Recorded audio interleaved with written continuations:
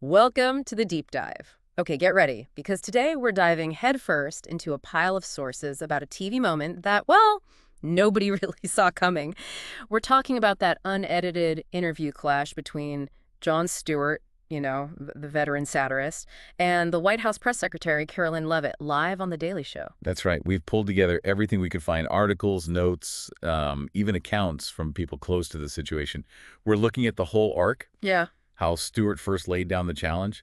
Levitt's pretty surprising decision to actually go on the show. Yeah, that was some. The actual, fireworks during the live unedited chat, and then the massive, massive reaction afterwards, especially online. So our mission here is basically to cut through all that noise. We're pulling out the absolute key moments, the sharpest points the sources make, and the big questions still hanging out there after this whole media showdown went down.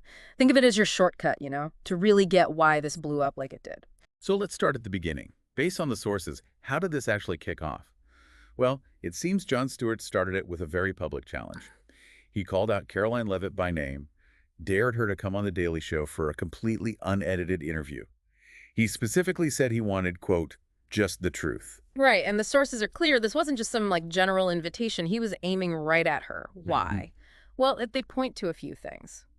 She was the youngest press secretary ever, had this reputation for a tough style, and crucially, The signal leak. exactly, that infamous signal message leak that had just been making waves around Trump. And his first monologue on it really set the stage, didn't it? Yeah. The sources describe him just laying it all out. He calls her Trump's Gen Z puppet and basically said he was going to turn this signal mess into a nationwide punchline. Yeah, he really zeroed in on the details to mock her too. Oh, yeah. He called the leak itself cosmic level incompetence. And remember that bit where he suggested she was too busy praying to check who was actually in the group chat? Yes. And the visual gag, holding up that huge, totally fake message photo, made it look like a screenshot he'd imagined she sent about, like, hitting the Houthis and handling the press, and somehow Jeffrey Goldberg from The Atlantic ends up on the recipient list. And he just holds it up saying, no one's confirmed it, but it looks so real, doesn't it? Just twisting the knife. Yeah, the sources really stress his tone, aggressive, Yeah. mocking, the gestures, like mimicking prayer with just, dripping sarcasm. And the audience, apparently, they were completely eating it up. Loud laughter, roaring at points. It got pretty theatrical. Even led to that unexpected viral moment right there in the monologue. The coffee mug. Uh, I saw that clip. Sources say he got super animated, gestured wildly, and bam, shattered his mug on the desk. A little bit of glass, tiny cut, and he holds up his hand, joking he was bleeding for you, Caroline. And that clip just took off online instantly, reports say. Wild. He wrapped up that segment looking straight at the camera, basically. Referenced a tweet where she'd said she wasn't scared and would come on unedited. And he just dared her. Come on the show, he said, I have questions. A direct challenge right there on TV. Okay, so the gauntlet is thrown down very publicly. What does Leavitt do? Sources suggest her first thought when the invitation came through was, this is a chance to set things straight. Right. And apparently, despite her close advisors telling her, maybe don't do this, strongly urging her to stay away. She just went for it. Immediately agreed, sources say. No hesitation. Wow. And she accepted publicly too, right? On X. Yep. The tweet quoted in reports is pretty direct. Stewart, I'm in. I'll be on The Daily Show, unedited, no running. You want the truth, I'll bring it. Short, sharp. Okay, so while she's tweeting that, what's happening back at The Daily Show? Oh, Stewart and his team. Full prep mode. Sources describe him telling staff, find me everything on Leavitt. He was laser focused on that signal leak, wanting to know, quote, what she'll say before she opens her mouth. He wanted to anticipate everything. Sounds like he was pretty confident. Overconfident, maybe. Extremely confident, according to reports. He apparently told people she doesn't stand a chance against him. He was definitely planning a takedown. All right, so the stage is set. The interview night arrives. How did it begin? Sources paint a picture of Leavitt walking out looking confident in a sharp Navy suit. Takes her seat right across from him, and, this is noted in several places, immediately locked eyes with him. No flinching. And Stewart, how did he open? Wasted zero time. Welcomed her, but the sources say his voice was warm, yet mocking. And then bang, straight into it.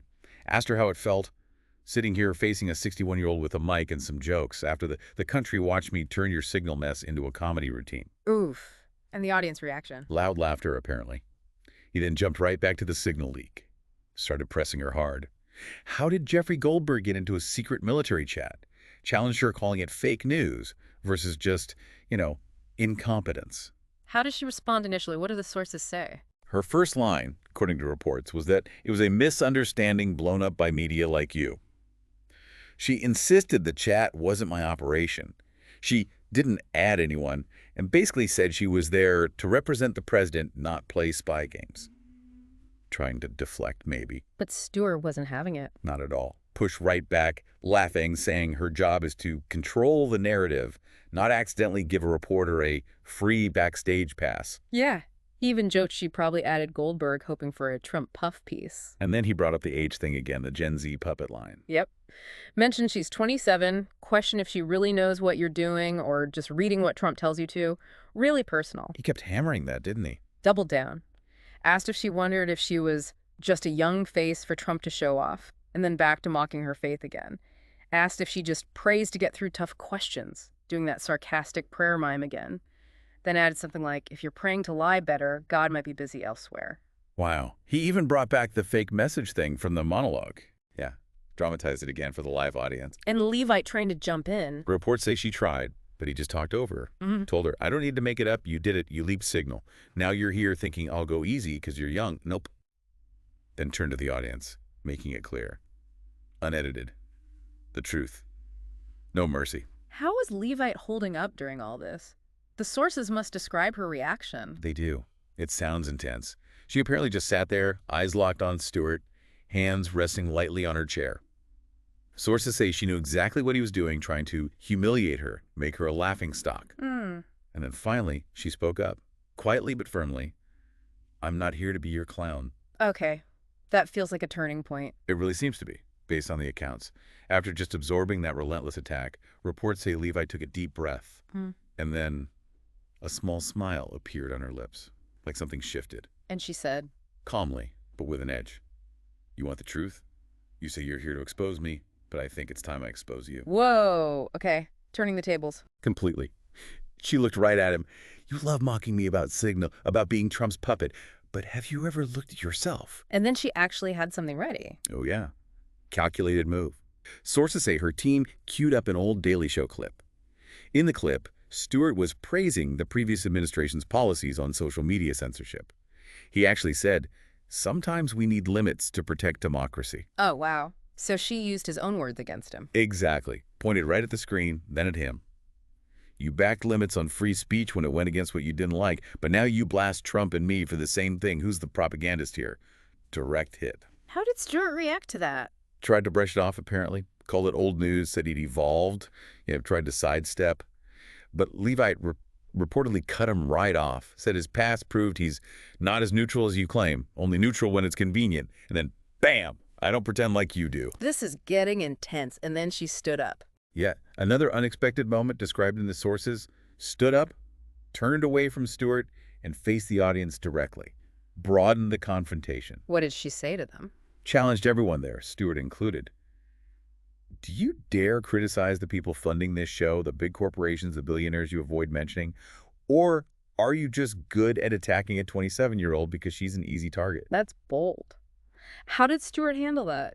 Reports say that's the first time he really seemed to stumble. Tried to regain control with a joke, saying she learned that trick from Trump's playbook. Did it land? Apparently not. Leavitt didn't even smile. Stepped closer to him and said, no, Stewart, this isn't Trump's trick. This is the truth you're afraid to face. Then she brought up the faith, mocking again. You mock my faith, but at least I'm not pretending like you, a propagandist dressed up as a comedian. And repeated, I'm not here to be your clown, and I won't let you turn me into a puppet in your story. Okay, the audience must have reacted to that. Big time. Sources describe a huge shift. Erupted in applause, but this time, reports emphasize, it was not for Stewart, but for Leavitt. A definite turning point in the room. So Stewart's been thrown off his game? What next? He tried to recover, apparently. Even acknowledged she scored a point, but sources noted his voice lacked its earlier certainty. He was rattled. And Leavitt Sat back down, described as having a faint smile, and basically told him, ask away. But this time, asked something real, not cheap jokes.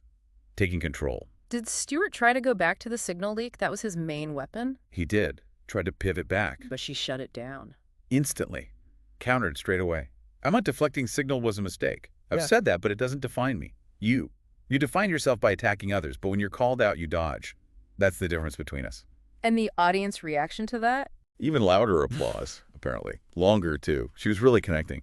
Reports suggest Stewart even showed a flicker of, well, maybe reluctant admiration. Admitted, "You play tough, Karoline. I invited you here for unedited, and you're giving me a real fight." He even said to his own audience, "She's no puppet, at least not tonight." A concession, sort of? And Levi's final word on it. Leaned in, voice described as low but clear, and stated, "I'm not afraid of you, and I'm not here for you to humiliate. I'm here to show the country you're not the only one who gets to tell the story." Powerful stuff. How did Stewart close it out? He apparently laughed, maybe a bit stunned, and said, "Kid, you just turned my show into yours." And that's when the audience gave her a full standing ovation, according to the sources. Wow, okay, so the interview ends. What happens immediately after? The fallout must have been huge. Oh, instantaneous explosion online. Social media just lit up. Hashtags like hashtag Leavitt Stewart, hashtag Leavitt Knockout Stewart started trending right away. And that clip of her using Stewart's old video went absolutely viral everywhere. And the reactions split down predictable lines, I assume. Pretty much. Conservative circles were ecstatic, calling her Gen Z's comeback queen, a young conservative hero.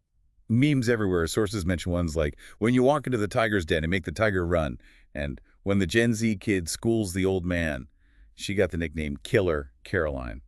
People were already saying she should run for office. But what about people not already in that camp? Any crossover appeal? Interestingly, yes. Reports indicate even viewers described as neutral were impressed. Comments about her wit and guts, calling it a top-tier counterpunch. Some even said Stewart ended up looking like the clown. And Stewart's fan base, they're usually fiercely loyal. Reports described them as being in chaos online, a real split. Some defended him, saying he was doing his job, but others admitted he got taken down or felt he went too far, especially mocking her faith. That seemed to bother quite a few people. Media outlets must have had a field day. Absolutely. Across the board. Breitbart obviously praised her. Places like Vox called it more of a stunt. But even outlets critical of her politics admitted her skill in the exchange, acknowledging Stewart had really met his match that night. Did the Daily Show team try to manage the narrative online? They tried, yeah. Put out some posts on X, but the comments were just a reflection of the wider reaction, totally mixed.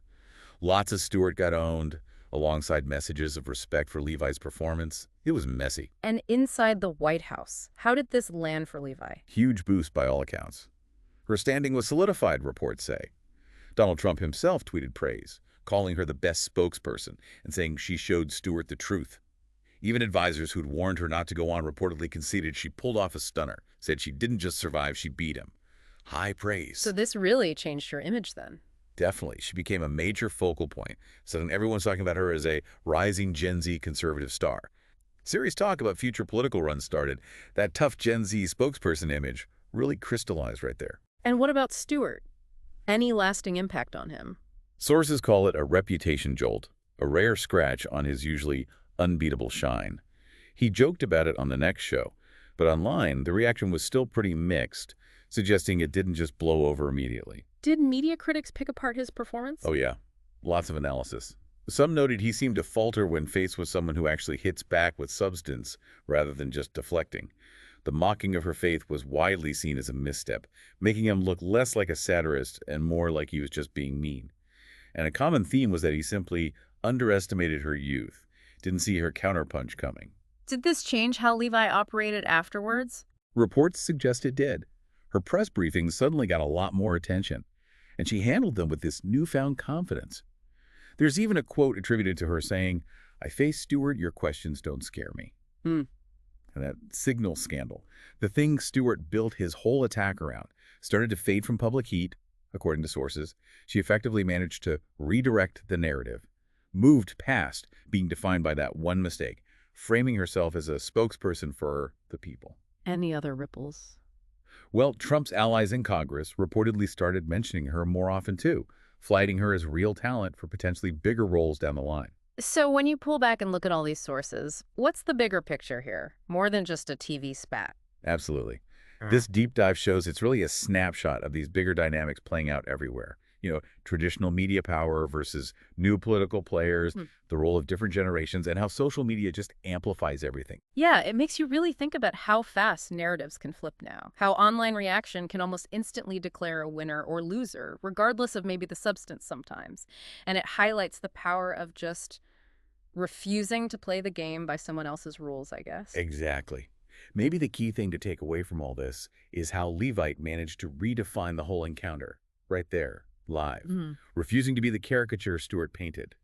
Her ability to stand up and basically say, no, this is the story, might be more powerful in today's world than any well-rehearsed joke or attack line. It suggests that telling your own story on your own terms is maybe the ultimate counterpunch. Really makes you think. What stood out most to you listening to all this?